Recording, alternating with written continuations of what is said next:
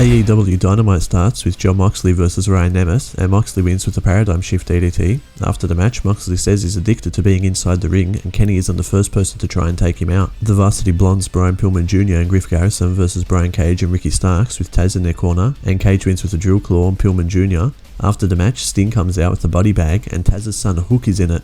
Then Darby Allin ziplines to the ring and attacks with his skateboard, and Sting hits a Stinger Splash and Scorpion Death Drop on Cage.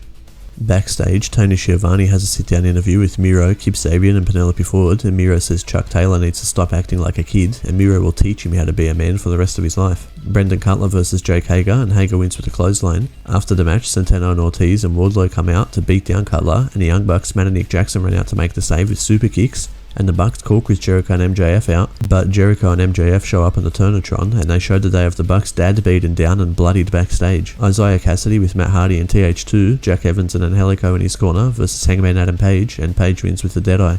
Nyla Rose versus Britt Baker with Reba in her corner, and Nyla wins with her Beast Bomb Powerbomb.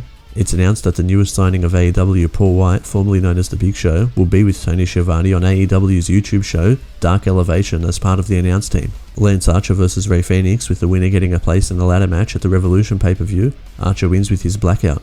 Well, see you next week for the next Dynamite highlight.